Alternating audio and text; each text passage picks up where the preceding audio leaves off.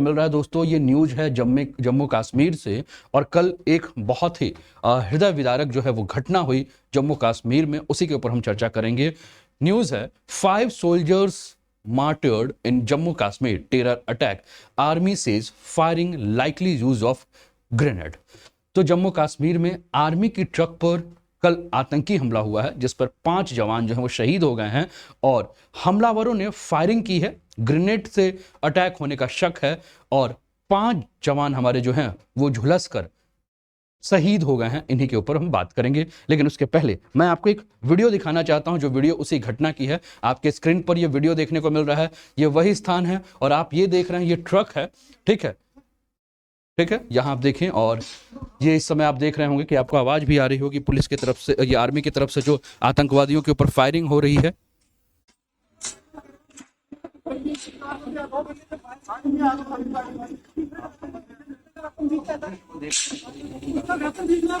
पूंछ जिले में ये घटना हुई है, कल दोपहर 3 बजे के करीब ये घटना हुई है, और जिसमें सेना के ट्रक पर जो है आतंकियों ने जो है फायरिंग की है और इसके बाद ट्रक में जो है वो आग लग गई, जिसमें 5 जवान जो है झुलस कर जो है शहीद हो गए। आपके स्क्रीन पर सेना का ट्रक नजर आ रहा है, आपके स्क्रीन पर इसको बहुत ही ध्यान से देखिए। बहुत ही ज्यादा हृदय विदारक कल की ये घटना थी, हमारे सेना के जवानों के साथ ये जो घटना हुई है।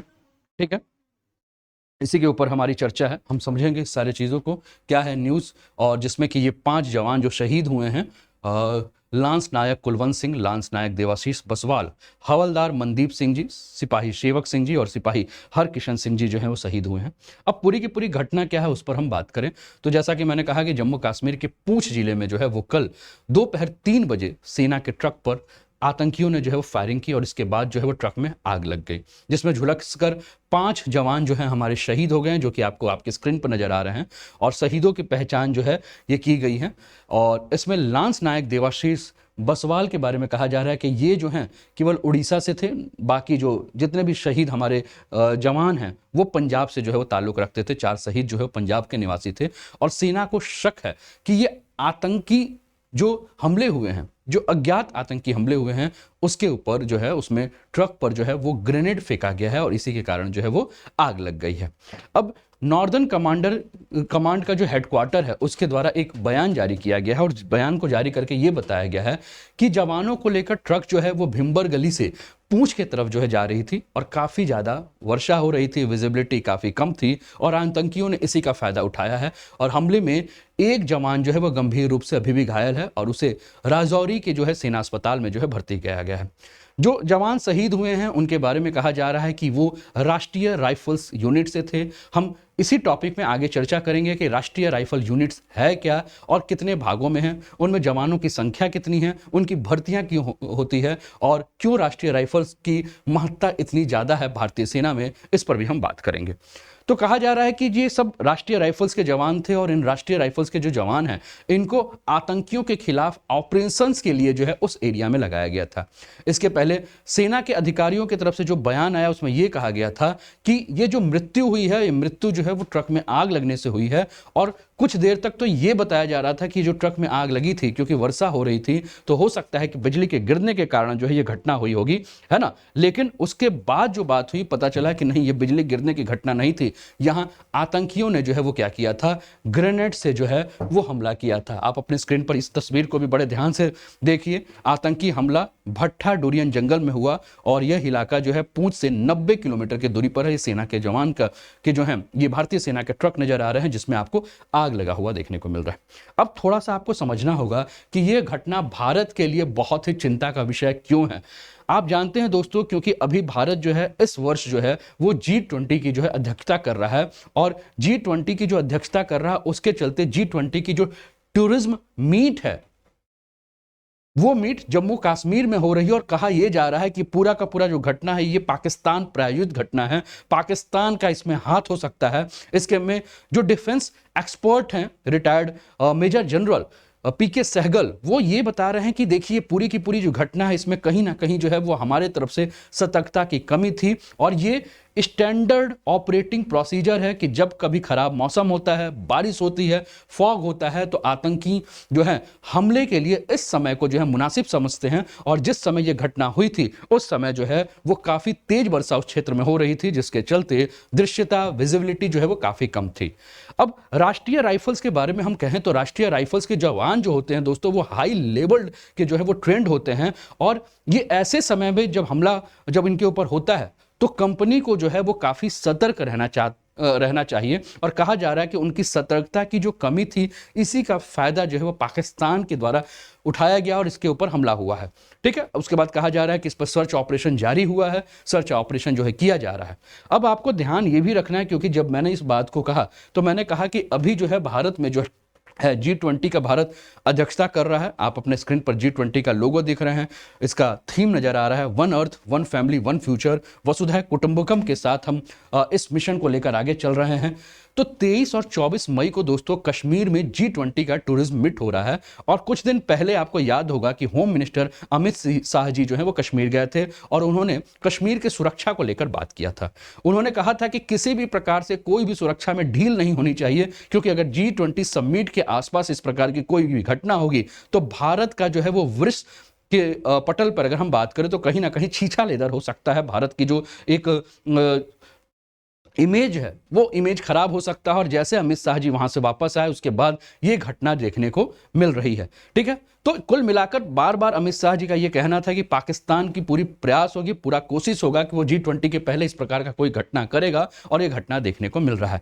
कारण क्या है? क्योंकि पाकिस्तान बार बार जम्मू और कश्मीर को जो है वो इंटरनेशनल हेडलाइन बनाना चाहता है, और इसके माध्यम से जम्मू कश्मीर को लेकर पाकिस्तान ये बताना चाहता है कि जम्मू कश्मीर में जो वहां के लोग हैं वो सरकार के विरोध में जो है वो घटनाएं कर रहे हैं। तो पाकिस्तान इंटरनेशनल हेडलाइन बनाने की कोशिश करके जो है वो G20 समिट को कहीं ना कहीं नुकसान पहुंचाने की पूरी कोशिश कर सकता है। अब आपके दिमाग में प्रश्न एक चीज और भी होगा कि सर ये हमला हुआ क्यों ये हमला हुआ? तो देखिए, हमला क्यों हुआ इसका तो जवाब तभी मिलेगा जब इसका जांच होगा, और जांच के बाद तो NIA जो है वो जांच करने के लिए आज जो है वो कश्मीर पहुंच रही है, पूंछ के इलाके में पहुंच रही है। लेकिन जो अनुमान लगाया जा रहा है, ये अनुमान यही लगाया जा रहा है कि इसी साल अगर हम बात करें तो जनवरी और फरवरी के महीने के दौरान जम्मू कश्मीर पुलिस ने आर्मी यूनिट्स को एक एडवाइजरी दी थी, और इस एडवाइजरी में कहा था कि उसमें बताया गया था कि आने वाले दिनों में बॉर्डर से घुसपैठ की घटनाएं जो है वो बढ़ सकती हैं, और इसका मुख्य वजह जो है वो कश्मीर में G20 समिट होने वाला है।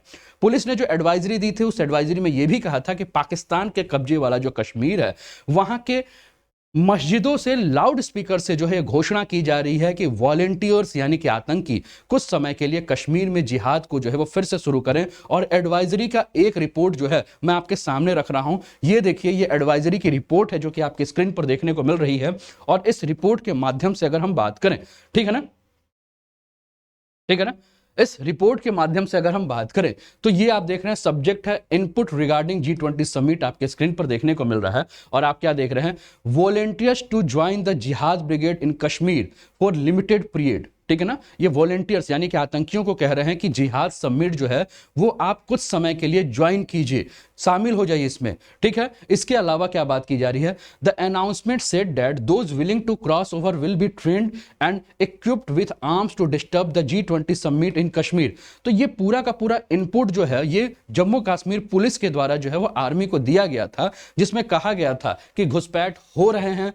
वहां के मस्जिदों के लाउड स्पीकर के द्वारा जो है वो लोगों को, जो वहां के लोग हैं, पाक ऑक्युपाइड कश्मीर के लोग हैं, उनको बोला जा रहा है कि आप बॉर्डर पार जाने के लिए तैयार हो जाइए, उनके लिए ट्रेनिंग हम देंगे और G20 समिट में आपको बाधा डालना है। तो पुलिस ने ये सारी बातें जो है वो चेताई थी, और पुलिस ने ये कहा था कि जम्मू कश्मीर में जो है वो घुसपैठ की घटना जो है वो बढ़ सकती है। अब क्योंकि मैं जब इस टॉपिक को शुरुआत किया था तो मैंने आपसे एक बात कही थी, इस टॉपिक को शुरुआत करते हुए एक ही बात कही थी। वो बात क्या कही थी? ये बात ये कही थी कि ये राष्ट्रीय राइफल्स के ऊपर जो है ये हमला था, यानी कि RR के ऊपर हमला था। और राष्ट्रीय राइफल्स कहा जाता है कि हाईली ट्रेंड इसमें जवान होते हैं।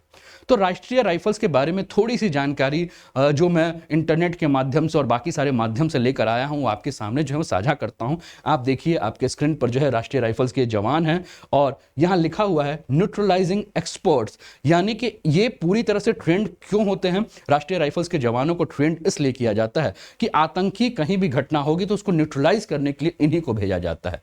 राष्ट्रीय राइफल्स के बारे में बात करें तो ये मिलिट्री के एक यूनिट है और इसे काउंटर इंसर्जेंसी जो है वो फोर्स कहा जाता है, जिसका मुख्य काम है आतंकवाद से निपटना।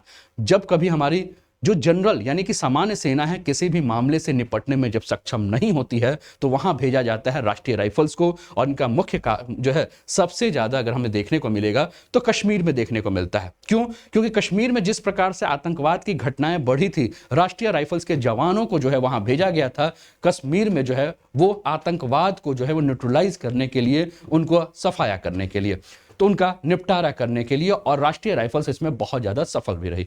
राष्ट्रीय राइफल्स के बारे में अगर हम बात करें दोस्तों तो इसके 12 विभिन्न क्षेत्रों में जो है इन्हें विभाजित किया गया है और वे किसी विशेष ऑपरेशन या आवश्यकता पड़ने पर अगर हम बात करें तो बॉर्डर सिक्योरिटी फोर्स यानी कि सीमा सुरक्षा बल के साथ भी जो है वो क्या करते हैं, मिलकर जो है वो काम करते हैं। राष्ट्रीय राइफल्स के जो सैनिक हैं उनका चयन जो है दोस्तों वो आर्मी के साथ साथ अन्य रेजिमेंट के माध्यम से जो भी तेज तरार जो भी आपके सेना के जवान जो होते हैं उन्हें लिया जाता है। राष्ट्रीय राइफल्स में सैनिकों की संख्या कितनी है इसके बारे में कभी भी कोई भी खुलासा नहीं किया जाता है। नए सैनिकों की भर्ती की जाती है और पुराने सैनिकों को जो है दोस्तों 2 से 3 साल में नौकरी से जो है वो बाहर कर दिया जाता है। और ऐसा इसलिए किया जाता है क्योंकि इस बात को ध्यान रखा जाता है कि किसी भी सैनिक के बारे में कोई भी जानकारी जो है वो बाहर लीक ना हो। और भारतीय सेना में राष्ट्रीय राइफल्स की सैनिकों की संख्या इसीलिए कभी भी स्पष्ट नहीं की जाती है। समय के हिसाब से, जरूरत के हिसाब से इसमें समय समय पर बदलाव किया जाता है। आप अपने स्क्रीन पर देखें, आपको राष्ट्रीय राइफल्स आरआर सेक्टर के लोकेशंस नजर आ रहे हैं। टोटल ये 12 सेक्टर आपको नजर आ रहे हैं और देश में इस समय कुल 12 जगहों पे जो है राष्ट्रीय राइफल्स की बटालियन जो है वो काम कर रही हैं, जिसमें अधिकतर बटालियन जो है वो जम्मू कश्मीर में जो है कार्यरत है।